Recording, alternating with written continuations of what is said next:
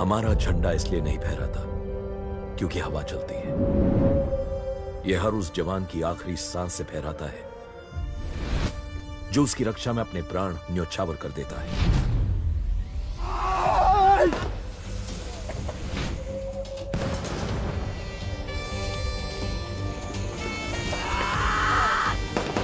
भारतीय सेना इस देश की मुट्ठी है जिसकी उंगलियां हैं उसकी रेजिमेंट्स।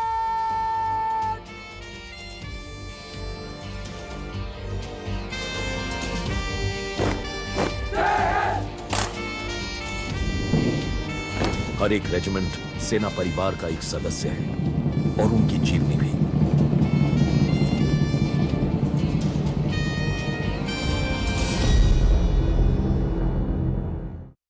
दिसंबर 1971 बांग्लादेश, उस समय का पूर्वी पाकिस्तान, यहां मौजूद तंगेल जिला अक्सर शांत रहता था, लेकिन आज तंगेल के आसमान में हरकत थी। दो जहाज देखते ही देखते बांग्लादेश की सीमा के भीतर थे।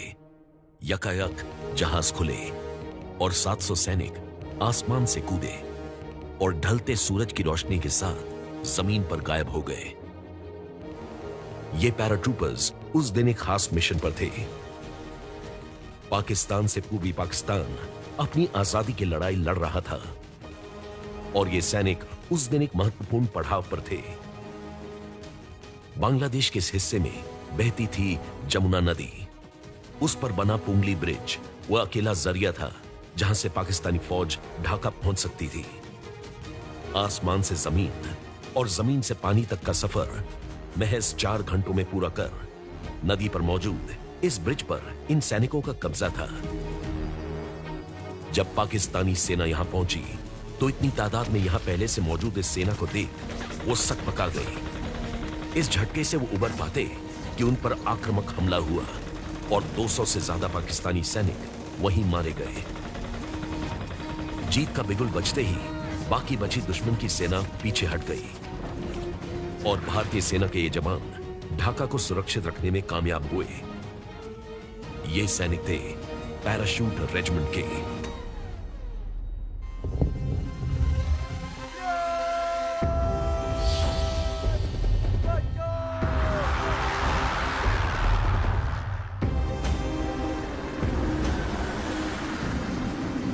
पैराशूट रेजिमेंट भारतीय सेना की हवाई इन्फेंट्री रेजिमेंट है।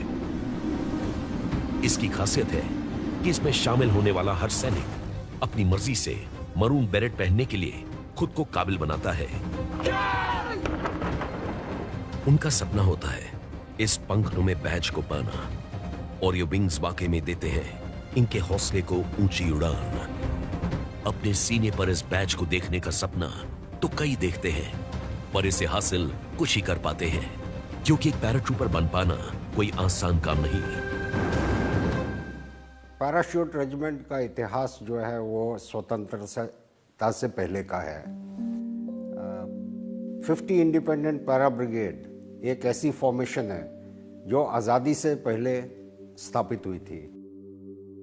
आज़ादी के समय पे हमारे पास 2 ब्रिगेड थे पैराशूट रेजिमेंट में, जिसमें कि 50 इंडिपेंडेंट पैरा ब्रिगेड और 77 पैरा ब्रिगेड। लेकिन 1950 में एक ब्रिगेड को जो है डिसएम्बॉडी कर दिया गया और उसके बाद जो है हमारे पास एक ब्रिगेड और 3 पैराशूट बटालियन जो है वो बरकरार रही।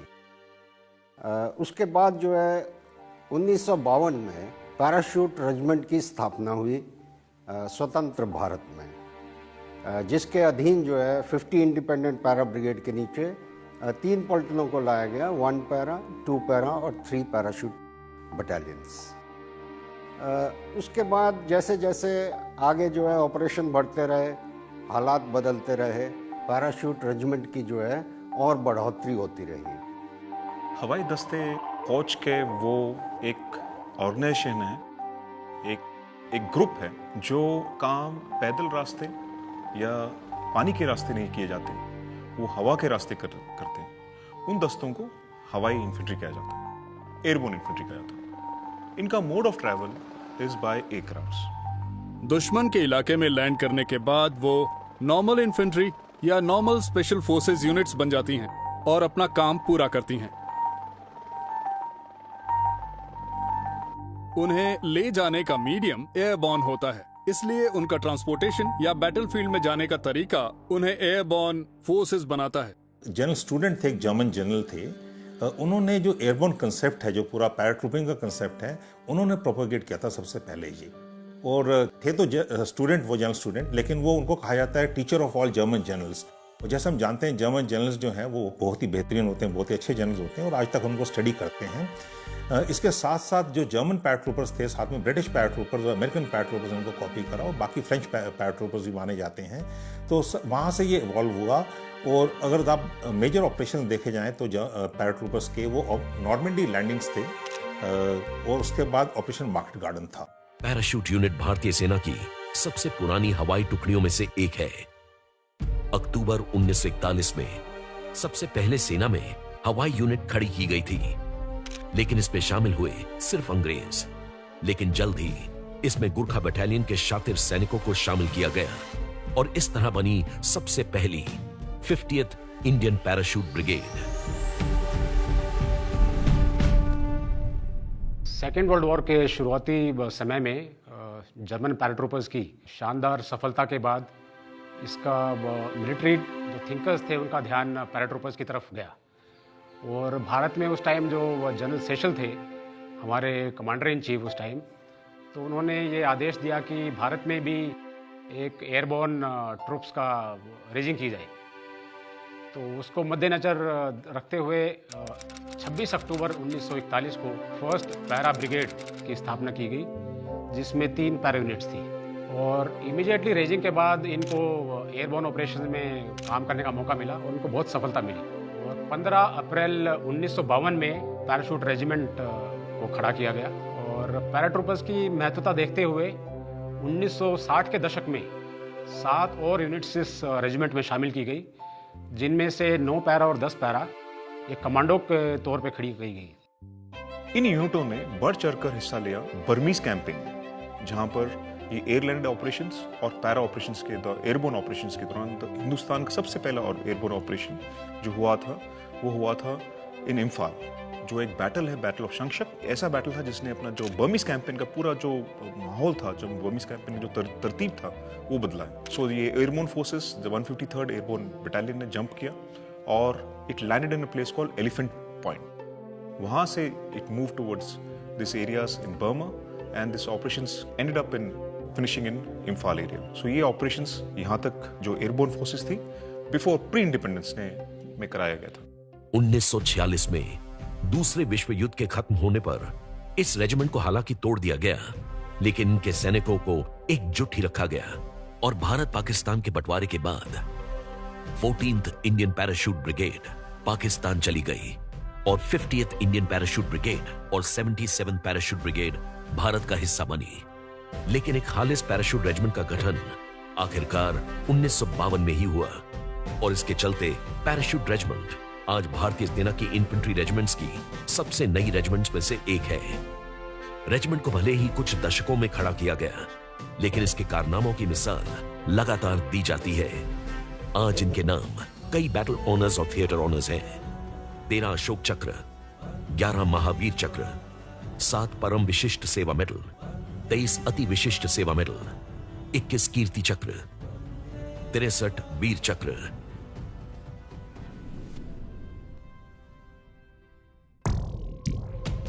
और इस रेजिमेंट की बड़ी खासियत है इसकी स्पेशल फोर्सेस बटालियन, जिसमें शामिल होते हैं कमांडोज। विश्व भर में किसी भी सैनिक का सबसे घातक हथियार है उनके कमांडोज। ये कमांडोज एलीट लाइट इन्फेंट्री का हिस्सा होते हैं और एलीट होने का मतलब कि इन्हें स्पेशल से भी स्पेशल ट्रेनिंग देकर हवा, जमीन और पानी में होने वाले कठिनतम ऑपरेशंस के लिए तैयार किया जाता है। ये समझ लें कि कमांडो कुछ भी कर सकता है। जो टर्म कमांडो है, जो वर्ड कमांडो है, it has come from Afrikaans और you can call the Dutch language which is spoken, it's a Boer language, it's a language which is spoken in South Africa. Commando means people who operate behind enemy lines. The word signifies as that. और small और light infantry is always called commando. Hindustan के context में अगर आप देखें, commandos were are those aggressive sub units.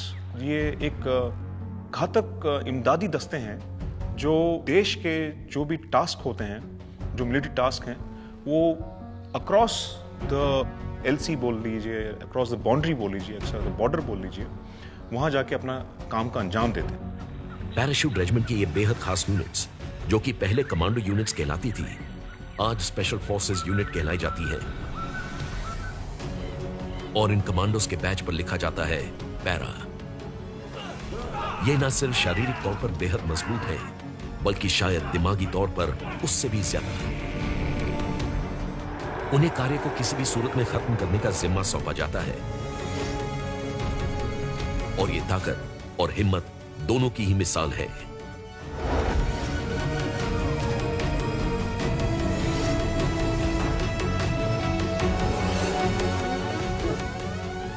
और भारतीय सेना में कमांडो यूनिट्स का जन्म हुआ 1966 में, और इस चर्चा की शुरुआत की कर्नल मेघ सिंह वीर चक्र ने, जो कि गार्ड रेजिमेंट से ताल्लुक रखते थे। उनकी दरख्वास्त पर एक कमांडोज की टुकड़ी खड़ी की गई, जिसका काम था पाकिस्तान की सीमा में घुसकर ऑपरेशंस को अंजाम देना।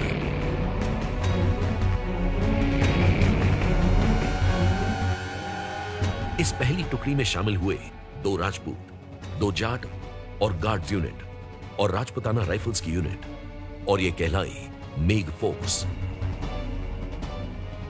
और इस यूनिट के साथ वो पहुंचे भारत की वेस्टर्न आर्मी के commander lieutenant general Harbaksh Singh के पास।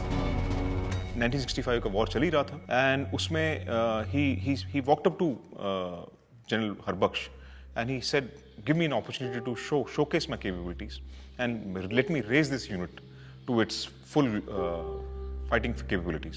इस कैपेबिलिटीज पर जनरल हरबख्श ने उनको अपॉर्चुनिटी दी, एंड ये यूनिट जब खड़ी हुई, दिस यूनिट हैज, इसने ऐसा अपने जो कार्रवाई जो की है in the areas of Poonch, in the areas of Naushera, काफी घातक हमले किए इन लोगों ने, दुश्मन को काफी नुकसान पहुंचाया, काफी हताहत किया दुश्मन को। उसके वजह से ये यूनिट ने काफी अपना नाम कमा रखा। नाउ बेस्ड ऑन दिस, जब मेघ फोर्सेस बन चुका था, now they way again rechristened as part of the parachute regiment, so the Meg force became 9 para commando। और कुछ चुनिंदा कमांडोज ही आज स्पेशल फोर्सेस का हिस्सा हैं, जिनके इस खास दर्जे के बारे में किसी को नहीं पता होता। ये कहां ट्रेन होते हैं, कैसे ट्रेन होते हैं, कब ट्रेन होते हैं, और किस मिशन के लिए तैयार किए जाते हैं, ये सब पूरी तरह से एक गोपनीय यानी सीक्रेट मिशन के तहत होता है। पैरा स्पेशल फोर्सेस के जो ऑपरेशंस होते हैं, वो इस तरह से दिए जाते हैं, by they always clouded in secrecy, and गुप्त इसलिए रखे जाते हैं क्योंकि there is no place for this operations to fail. आप स्पेशल फोर्सेस को तभी यूटिलाइज करते हैं जब आपने ऐसा ठान रखा है, the government thinks about it, और the commanders of the chain understand कि ये मिशन को हासिल करना ही है। टास्क कंप्लीशन की इतनी इंपॉर्टेंस होती है, इन ऑपरेशंस को बहुत गुप्त के रखा जाता है अनटिल द कंप्लीशन।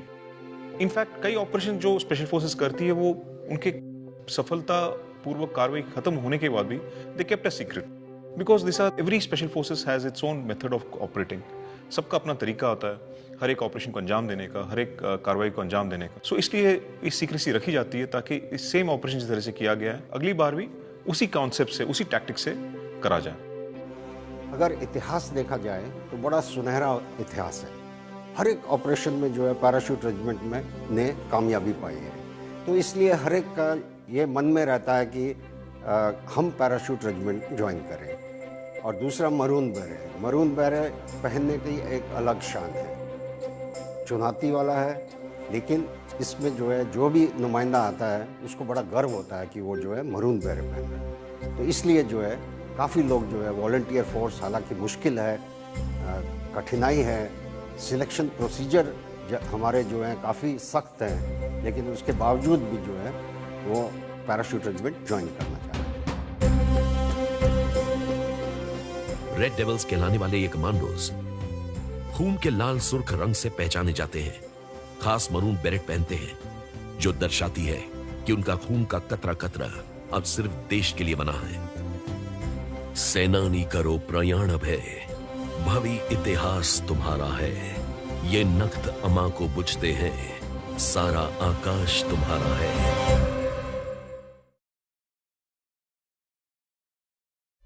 18 सितंबर 2016 जम्मू कश्मीर के उरी सेक्टर में एलओसी पर मौजूद भारतीय सेना के स्थानीय मुख्यालय पर आतंकी हमला हुआ। इस हमले में सेना के 18 जवान शहीद हुए। यह भारतीय सेना पर हुआ 20 सालों में सबसे बड़ा हमला था। यह एक फिदायीन हमला था जिसे सीमा पार पनप रहे आतंकियों ने अंजाम दिया। भारत सरकार ने इस हिमाकत को बेहद गंभीरता से लेते हुए इस हमले के 11 दिनों के भीतर अपने कमांडोज को सौंपा सर्जिकल स्ट्राइक करने का मिशन। सर्जिकल स्ट्राइक्स में देश ने एक स्ट्रेटेजिकल रिजॉल्व दिखाया और पैरा एसएफ को टास्क किया गया कि आप मल्टीपल टारगेट्स को एक टाइम पे साइमल्टेनियसली डिस्ट्रॉय करेंगे। तो दोनों साइड पीर पंजाल के नॉर्थ और साउथ में लगभग 300 किलोमीटर अपार्ट टेररिस्ट कैंप चुने गए और जहां पर इन्होंने इन्फिल्ट्रेट करा, जीरो मून था उस टाइम, बिल्कुल मून नहीं था, इन्फिल्ट्रेट करा, कैंप्स को डिस्ट्रॉय किया और वापस आए। Failure was not an option and success not a probability.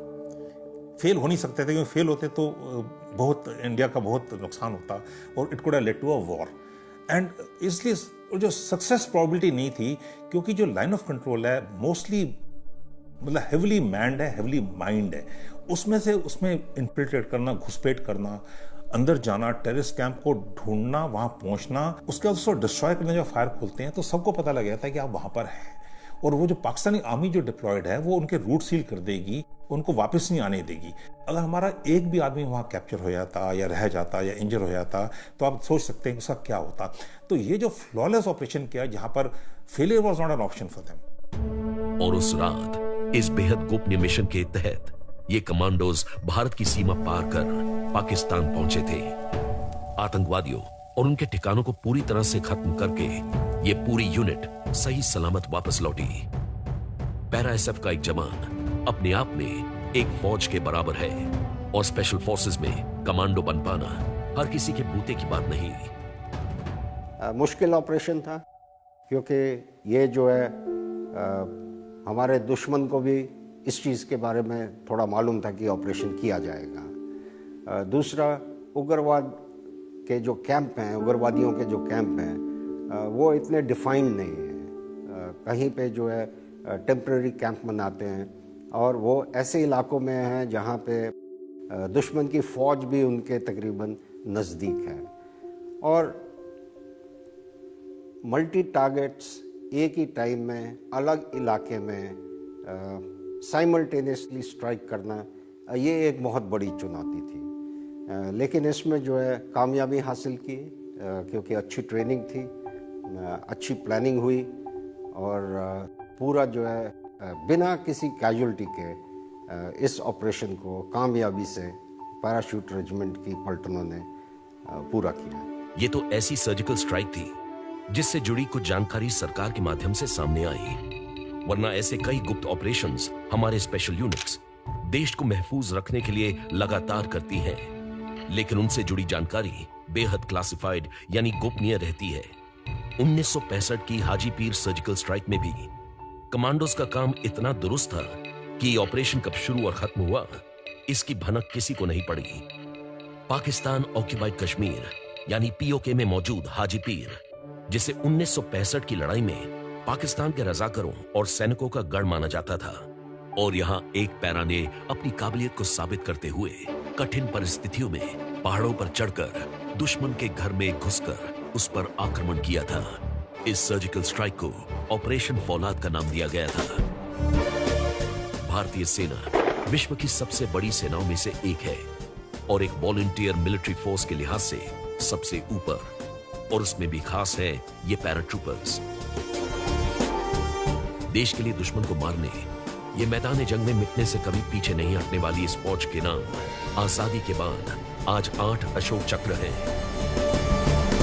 Captain AS Jasrotia, major Sudhir Kumar Walia, paratrooper Sanjog Chhetri, captain Harshan R, havildar Bahadur Singh Bohra, havildar Gajendra Singh, major Mohit Sharma, lance naik Mohannath Goswami.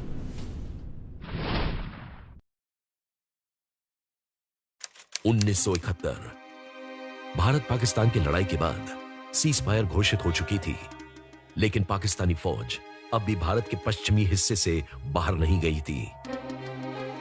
समय कम था और दुश्मन ने बारूदी सुरंगें बिछाई थी, वो भी रेगिस्तान में। और जिस बटालियन को दुश्मन को खदेड़ने का काम सौंपा गया, उसमें शामिल थे ब्रिगेडियर विजय कुमार बेरी,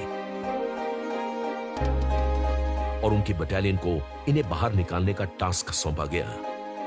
उनसे कहा गया था कि यह एक छोटी सी टुकड़ी होगी, लेकिन यहां तो मामला कुछ और ही था। और आखिर में ऐसा हुआ कि हमने अपने टक्कर के दुश्मन पर हमला किया था, और दुश्मन सिर्फ तादाद में ही बराबर नहीं था, बल्कि उनके पास हमसे 10 गुना ज्यादा हथियार थे। उनके पास 72 आर्टिलरी पीसेस थे, जबकि हमारे पास सिर्फ 6। बावजूद इसके ब्रिगेडियर बेरी ने अपनी फौज को मनोबल कम नहीं होने दिया और दुश्मन पर आक्रमण किया, लेकिन यह वार उन पर भारी पड़ा। हम मुश्किल से करीब 68 मीटर आगे गए होंगे जब उनकी आर्टिलरी ने हम पर हमला शुरू कर दिया, और यह एक रजिस्टर्ड टारगेट था, क्योंकि हमारे पास भागने का कोई रास्ता नहीं था, और वो निशाना बहुत जबरदस्त था। उनके बीच भगदड़ मच गई। उनकी उस कंपनी के पास 6 मशीन गन्स थी, जबकि हमारे पास सिर्फ 2 थी, उनके पास 6 थी। और उनके पास हर तरह के बेहतर आर्टिलरीज थी, heavy artillery, medium, heavy motor, और वो उनसे हम पर जोरदार निशाने लगाने लगे, और उसके चलते सब पैनिक हो गए और जमीन पर गिर गए। फिर मुझे और मेरे साथी को शारीरिक तौर पर जाकर उन्हें उठाना पड़ा, और इतनी धूल जमा हो गई थी, ऐसा लगा जैसे सुनामी आ गई हो, धूल का तूफान। हमें कुछ नजर नहीं आ रहा था, अपनी नाक तक दिख नहीं पा रही थी। जो धूल उड़ी थी वो इतनी ज्यादा थी। गहरी क्षति झेलने के बावजूद ब्रिगेडियर बेरी ने अपने जवानों को एक बार फिर खड़ा किया, लेकिन रेगिस्तान की धूल में कुछ नहीं दिख रहा था। टारगेट अब खो चुका था और यह फोर्स अब भटक गई थी। ब्रिगेडियर बेरी ने अपने बेस पर बैठे सीनियर से दिशा दिखाने की मांग करी। ऊपर थोड़ा सा आसमान नजर आ रहा था, और मैंने ससी से पूछा, मैंने कहा क्या तुम निशाने पर बहुत हल्का फायर कर सकते हो? हमारे पास फ्लेयर पिस्टल थी। उन्होंने ऐसा किया, और उसकी मदद से हम अपने ऑब्जेक्टिव पर लौट सके, और तब तक हमने अपने लगभग 30 आदमी खो दिए थे, उन 63 लोगों में से जो फ्रंट पर मोर्चा संभाल रहे थे। और फिर मैंने रिजर्व प्लेटून से बोला कि वो हमारे पीछे रहे, ताकि जब तक उनकी जरूरत हो तो उन्हें बुला सकूं। हमें दिशा मिल गई, पर वो भटक चुके थे, और इस तरह मेरा उनसे संपर्क टूट गया। मैंने सोच लिया था कि वो नहीं आएंगे। अब हम कुछ लोग आगे बढ़ने लगे जब तक कि माइन फील्ड नहीं आ गई। और अब न सिर्फ रेगिस्तान की धूल का गुबार, बल्कि उसमें छुपी बारूदी सुरंगें यानी माइन फील्ड्स भी थीं। इस यूनिट को इस रास्ते में अपने और साथियों को खोना पड़ा। अब सिर्फ 12 सैनिक बचे थे, लेकिन उनका रोष और साथियों की शहादत से मिला जीत का जुनून पाकिस्तानियों पर भारी पड़ा, और लड़ाई का दौर तेज हुआ और कई घंटे चला। अब बस हम सिर्फ 6-7 लोग बचे थे। हम हमला करने के लिए तैयार थे, और हमने आगे से मोर्चा संभालने की ठानी, और अचानक से हमने देखा कि हमसे करीब 30 मीटर दूर पीछे पाकिस्तानी काउंटर अटैक के लिए तैयार हो रहे थे। उधर करीब 30-40 लोग थे। हमें एग्जैक्टली नहीं पता था कितने लोग थे, पर वो सब वहां जमा थे, और उन्होंने चिल्लाना शुरू कर दी, या अली या अली। जो सीओ ने सुना और उन्हें ढूंढ लिया। उन्होंने कहा ये तो गए। फिर मैंने और मेरे डिप्यूटी ने यह फैसला किया कि देखो, अब हमारे पास बच निकलने का कोई रास्ता नहीं है, चलो इन पर हमला बोलते हैं। हम चिल्लाएंगे, दाई तरफ से अल्फा कंपनी, बाई तरफ से बीटा कंपनी, एक एक को छोड़ना नहीं है, इस तरह का गुस्सा दिखाएंगे, और कहेंगे भारत माता की जय। हम चिल्लाते हुए उन पर टूट पड़े, और जितने हथियार थे सब फायर करने लगे। वो घबरा गए। उन्हें लगा शायद पूरी की पूरी बटालियन आ रही है, हम फंस जाएंगे, और इसलिए वो सारे भागने लगे। पाकिस्तानी फौज उस दिन भारतीय सेना के हौसले के सामने नहीं टिक पाई। जो बचे सैनिक थे वो भाग गए और बाकी मारे गए, और इस तरह इस मिशन को पूरा किया गया। और ब्रिगेडियर बेरी को इस बहादुरी के लिए महावीर चक्र से सम्मानित किया गया।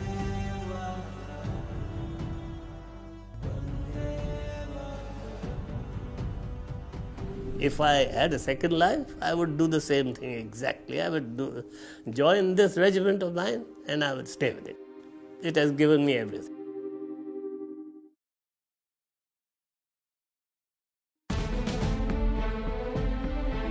पैराशूट रेजिमेंट कई मायनों में भारतीय सेना की दूसरी रेजिमेंट से अलग है। इनका चुनाव भी अलग तरीके से होता है और ट्रेनिंग भी। आजकल जो हमने नया एनहांस्ड रिक्रूटमेंट स्टैंडर्ड शुरू किया है रिक्रूट के लिए, उसमें हम एक टीम भेजते हैं जो एक एनहांस स्टैंडर्ड के हिसाब से 5 किलोमीटर टेस्ट 20 मिनट्स में उसको पास करना होता है। पुशअप्स का अलग स्टैंडर्ड है, 5 मीटर शटल के अलग स्टैंडर्ड है।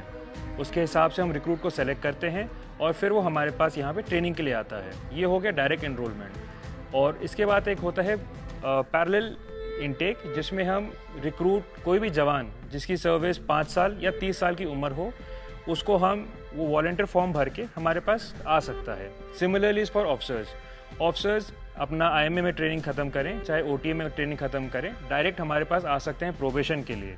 बट जो ऑफिसर्स ऑलरेडी सर्व कर रहे हैं कहीं पे भी, सेम दे कैन वो वॉलंटियर कर सकते हैं। एक फॉर्म भरेंगे, उनका कॉल आएगा और फिर वो प्रोबेशन के लिए जा सकते हैं। ये ना सिर्फ एक इन्फेंट्री रेजिमेंट है, बल्कि एक हवाई इन्फेंट्री रेजिमेंट भी, और साथ में स्पेशल फोर्सेस अलग। तो इनकी ट्रेनिंग कई मायनों में अलग है। बेसिक ट्रेनिंग तो सभी रेजिमेंट्स की एक सी होती है, लेकिन यहाँ इसके अलावा भी काम होता है।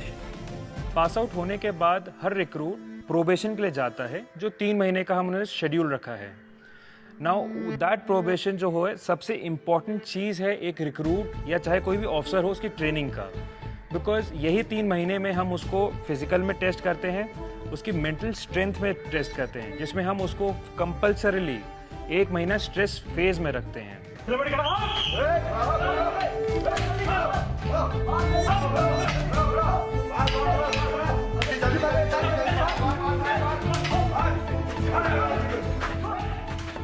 अगर आपको एक बंदे का जज्बा, उसका जुनून देखना है तो वो है मेंटल स्ट्रेस। कहते हैं कि अगर आप मेंटली किसी बंदे को थका दो तो वो क्विट कर देता है। हमें वही देखना है कि उसकी ब्रेकिंग कैपेसिटी, ब्रेकिंग लिमिट क्या है, वो क्विट कब करता है।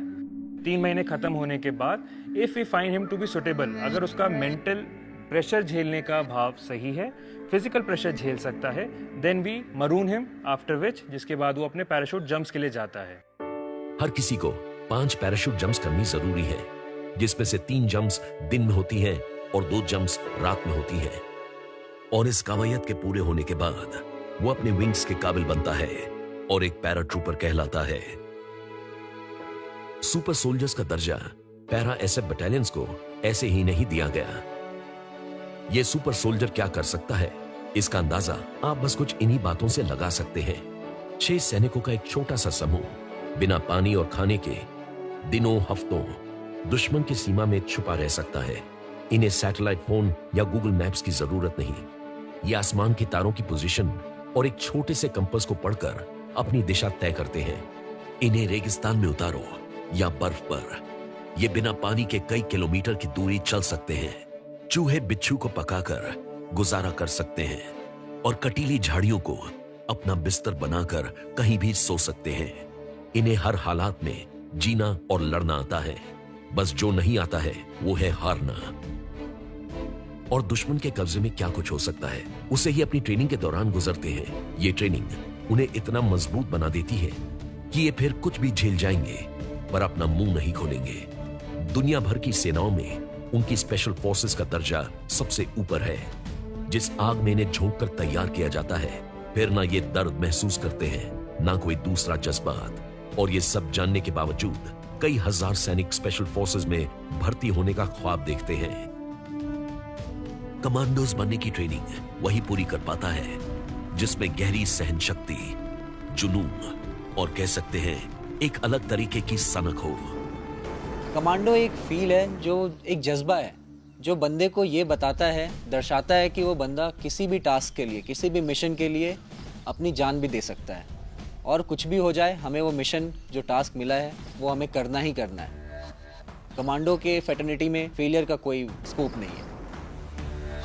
बेसिकली एक कमांडो जब फिट होता है यूनिट में, हम उसे एक बलिदान का बैच देते हैं, जिसका मतलब ये होता है कि उसने अपनी पूरी, आप कह सकते हैं, इच्छा शक्ति अब वो उसके यूनिट के लिए है, उसके जो साथ वाला उसका जो बडी है उसका ख्याल रखना, उसके लिए सब कुछ कुर्बान करना, एक दूसरे के लिए हम कुछ भी कर सकते हैं, और ये होता है हमारा बलिदान हमारी यूनिट के लिए, हमारे कमांडो फ्रेटर्निटी के लिए। स्पेशल फोर्सेस की हर एक बटालियन को एक अलग तरीके की युद्ध शैली में पारंगत है। 1 पैरा एसएफ कोवर्ट और ओवर्ट ऑपरेशंस के लिए तैयार रहती है। 2, 3, 4 para SF urban warfare, unconventional warfare, foreign internal defence या फिर स्पेशल रिकॉनेसेंस फोर्स का काम करती है। लेकिन 10 पैरा एसएफ भारतीय फौज की सबसे मजबूत बटालियन है, जो कि रेगिस्तान, पहाड़, जंगल कहीं भी लड़ सकती है और किसी भी तरह के दुश्मन और हथियार को झेल सकती है। 21 पैरा एसएफ सदा से ही उत्तर पूर्वी राज्यों में काउंटर इंसर्जेंसी और जंगल वॉरफेयर को संभाल रही है और गोरिल्ला वॉरफेयर में इन्हें महारत हासिल है, और यही ट्रेनिंग कमांडोज और नॉन कमांडर्स को इस काबिल बनाती है कि वो मरून बेरेट विंग्स पहने, जो विश्व भर में एलीट हवाई फोर्सेस का चिन्ह है। ये रंग प्रतीक है बलिदान के उस खून का जिसके बिना जीत हासिल नहीं होती। ये मरून बेरेट पैराट्रूपर्स की सिर्फ एक यूनिफॉर्म का हिस्सा ही नहीं है या फिर सिर्फ एक हेडगियर नहीं है, ये एक गौरव, शौर्य और बलिदान की निशानी है। और सिर्फ इंडिया में नहीं, ये सिर्फ वर्ल्ड ओवर जितने पैराट्रूपर्स हैं उनका एक अलग पहचान है। आप किसी भी देश में जाएं, अगर आप किसी को देखते हैं कि उसने मरून बेरेट पहन रखी है तो यकीनन वो पैराट्रूपर है। इस मरून बेरेट को पैराशूट रेजिमेंट की ही फौजी पहनते हैं। पैराट्रूपर्स, पैरा स्पेशल फोर्सेस, राष्ट्रपति की सुरक्षा में लगे एलीट प्रेसिडेंट्स बॉडीगार्ड और फिर भारतीय वायुसेना की स्पेशल फोर्सेस के कमांडोज, जो कि गरुड़ कमांडो फोर्स कहलाती है। इसके साथ ही स्पेशल फ्रंटियर फोर्स, जो कि गृह मंत्रालय की अपनी अलग यूनिट है और पैराशूट ट्रेन्ड है। यूजुअली जब आप पास आउट करते हो या दूसरी यूनिट्स आते हो, आपका colour of the beret, the hue of the beret is different colour. But जब आप हमारे फैक्ट्री में आते हैं, जहाँ पे मरून फैक्ट्री हम बोलते हैं, जिसमें आप प्रोबेशन करते हैं, उसका रंग आपका जो निखरता है बाद में, वो मरून कलर से निकलता है। तो वो रंग आपको आपका ताज बन जाता है।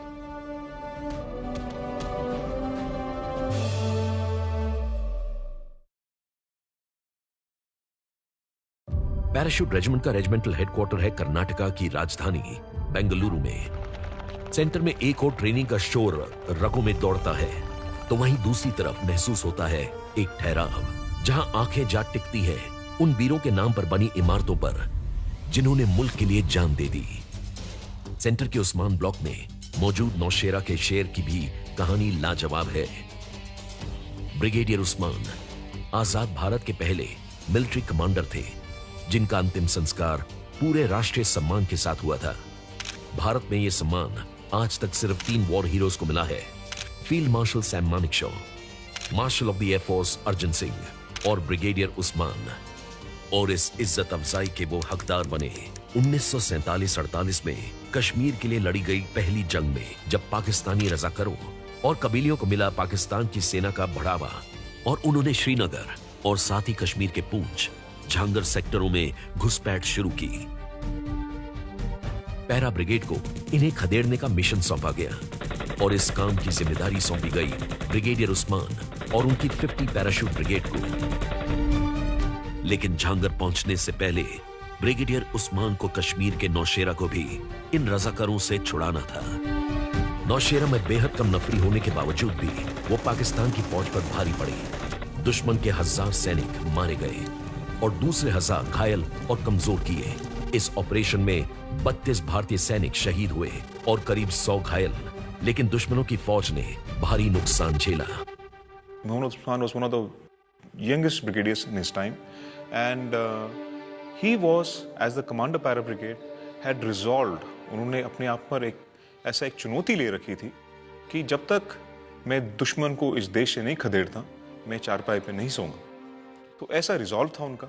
उस रिजॉल्व की वजह से उन्होंने he ensured that the armies, the direction he gave towards battle winning, especially in the areas of Jhangar and Nowshera, वो बहुत सराहनीय रोल्स थे। एंड उसके वजह से पाकिस्तानी आर्मी काफ़ी नुकसान पहुंचा उनको, एंड नुकसान ही नहीं, वो जितने अंदर तक आ चुके उनको खदेड़ कर उस एरियाज को फ्री किया गया, जिसकी वजह से आज भी उनका नाम लायन ऑफ नौशेरा, शेर का बच्चा बोलते हैं उनको, इसी वजह से। और ब्रिगेडियर उस्मान युद्ध के आखिरी पड़ाव पर शहीद हो गए, लेकिन उनके आखिरी शब्द वहां लड़ने वाले हर एक सैनिक के कानों में गूंजती रही, मैं भले ही मर जाऊं, लेकिन किसी भी हाल में झांगर दुश्मन का नहीं होना चाहिए। उनकी मौत का बदला चुकाया उनके पैराट्रूपर्स ने झांगर पर कब्जा करके, और ब्रिगेडियर उस्मान को मरणोपरांत महावीर चक्र से सम्मानित किया गया।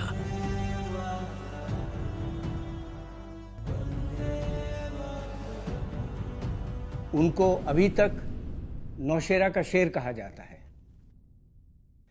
ब्रिगेडियर उस्मान सैंडहर्स्ट में ट्रेनिंग की थी, और उसके बाद में जब पार्टीशन हुआ तो उनको पाकिस्तान की फौज में ज्वाइन करने का न्योता जिन्ना ने खुद दिया था, और कहा था कि अगर आप पाकिस्तान में आएंगे तो हम आपको वहाँ का आर्मी चीफ बनाएंगे। ब्रिगेडियर उस्मान ने कहा नहीं, मैं यहीं पैदा हुआ हूँ और यही मेरा वतन है। ऐसे बहादुर ब्रिगेड कमांडर के नीचे हमें बटालियन को काम करने का मौका मिला। उस लड़ाई में उन्होंने जो देश प्रेम की एग्जाम्पल दी, उसका कोई मुकाबला नहीं कर सकता। वो गांधीयन थे टू द कोर। जब यूनिफॉर्म निकालते थे तो वो खादी के कपड़े पहनते थे। कश्मीर के लिए लड़ी गई इस पहली जंग में झांगर पर कब्जा ऑपरेशन विजय का हिस्सा था, और ठीक 50 साल बाद पैराशूट रेजिमेंट एक बार फिर एक दूसरे ऑपरेशन विजय में शिरकत की तैयारी कर रही थी। 1999 में पाकिस्तान ने घुसपैठ करके कारगिल के इलाके में ऊंची पहाड़ियों पे कब्जा कर लिया था, और उनको जो है वहाँ से खदेड़ने के लिए ऑपरेशन लॉन्च किया जिसका नाम ऑप विजय था। इस ऑपरेशन में पैराशूट रेजिमेंट की 8 पलटनों ने हिस्सा लिया, पैरा ब्रिगेड भी शामिल था इसमें, और बहुत ही महत्वपूर्ण ऑब्जेक्टिव जो कि मस्को वैली में सैंडो टॉप दुश्मन की एडम बेस, उसको जो है उसके ऊपर कब्जा किया, और इसके नतीजे में जो है पैराशूट बटालियंस को 3 बटालियंस को थिएटर ऑनर मिला, जिसमें 9 पैरा कमांडो, 10 पैरा कमांडो और 5 पैरा शामिल है। इसमें जो है 3 वीर चक्र और 7 सेना मेडल भी प्राप्त किए। पैराशूट रेजिमेंट के आसमान और जमीन का दायरा हिंदुस्तान तक ही सीमित नहीं रहा है। इस रेजिमेंट ने दुनिया भर के कई ऑपरेशंस में शिरकत की, जैसे कि Korea, Sri Lanka, Sierra Leone, Myanmar और मालदीव्स। ऑपरेशन कैक्टस था मालदीव्स में 3 नवंबर 1988 को 1988 को जो हुआ था। इस ऑपरेशन से जो टास्क दिया गया था हमको सुबह, वो ये था कि वहाँ पर कू हो गया था, और जो मालदीव्स है उनके प्रेसिडेंट थे गयूम, अब्दुल गयूम, उनको इलेक्शन जीत गए थे, और 11 नवंबर को उनको प्रेसिडेंट की ओथ लेनी थी, और 3 नवंबर को थर्ड मॉर्निंग को ये कू हो गया। हम आगरा में बैठे थे और हमको मूव करा गया। हमारे 2 टास्क दिए गए। Number 1 to rescue President Gayoom and bring him back to the country, and to restore the elected government of Maldives. दुनिया भर की निगाहें भारतीय फौज पर थी कि किस तरह वो ये मिशन कम से कम समय में पूरा कर पाएंगी। उस वक्त टेक्नोलॉजी भी इतनी कारगर नहीं थी कि दशा और दिशा का सही अंकलन दे पाए। पैराट्रूपर्स यहाँ पहुंचे, लेकिन ये जाने बिना कि वहां उन्हें 2 अलग अलग द्वीपों पर कार्रवाई करनी है, खुद अपना रास्ता बनाते हुए। हम गए वहाँ पर, और शेयर जो कहते हैं हु डेयर्स विंस, और हमने वहाँ लैंड किया, और पैराड्रॉप नहीं किया, बहुत छोटी जगह है। लैंड करके बोर्ड्स ढूंढी गई, वहाँ गए, और उनके कैपिटल में जब प्रेसिडेंट मिला उनको सेफ उनको निकालना, वहाँ से सेफ हाउस से निकाला है उनको, और उनको वहाँ जाके जितने उनके रेबल्स थे उनको कैप्चर किया, उनको फिर अपने पास रखा। और वहाँ से देखिए, इंडिया एक ऐसे रिस्पॉन्सिबल नेशन है जो जहाँ पे भी हमें ऑपरेशन में बुलाया गया है, चाहे श्रीलंका गए थे, चाहे मालदीव गए थे, हम अपना काम करके वापस आ जाते हैं। सिएरा लियोन में साल 2000 का खुरकी ऑपरेशन आज भी याद किया जाता है।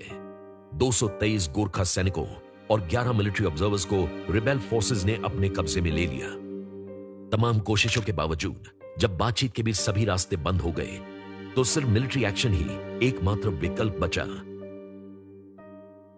इस ऑपरेशन की जिम्मेवारी 2 पैरा को दी गई, और ये एक बहुत ही कठिन ऑपरेशन था। ये कठिन इसलिए था क्योंकि एक तो इंटेलिजेंस ज़्यादा अवेलेबल नहीं थी। पूरी प्लानिंग जो है एक टूरिस्ट मैप के ऊपर की गई। उसके बाद जो है उधर का मौसम ठीक नहीं था, काफ़ी दिन बारिश होती रही, तो इसलिए जो है ना एयर का इस्तेमाल कर पाए और ना ही एयर फायर सपोर्ट का, आरटी फायर सपोर्ट का। इस ऑपरेशन में जो 2 पैरा के टीम कमांडर थे, उन्होंने इंफॉर्मेशन गैदर करने के लिए एक छोटी टुकड़ी को इन्फिल्ट्रेट किया इस कैंप के अंदर, और ये कैंप जो है RUF ने जहाँ पे लोगों को बंदी बना रखा था। हमारी एक छोटी टुकड़ी जो है 2 पैरा की, वो तकरीबन 7 दिन उस कैंप में रही। उन्होंने पूरी इन्फॉर्मेशन गैदर की, इन्फॉर्मेशन जो है टीम कमांडर को पास की, और उसके साथ साथ जो है सबको तैयार किया कि जब इवैक्यूएशन होगा, जब फाइनल असॉल्ट होगा, तो वहाँ से किस प्रकार जो है बंदियों को निकालना है। और फिर बड़े ही शातिर तरीके से इस ऑपरेशन को अंजाम दिया गया, जिसमें हवाई यूनिट्स और नीचे जमीन पर दुश्मन के इलाके में छुपे सैनिकों ने एक साथ काम करते हुए यहां से लोगों को बाहर निकाला। और भारतीय पैराट्रूपर्स ने न सिर्फ पीस कीपिंग फोर्सेस के तौर पर काम किया, बल्कि कोरिया में 1950 में एक मेडिकल यूनिट के तौर पर भी अपनी काबिलियत साबित की, जिसकी वजह से वो कहलाए मरून एंजल्स।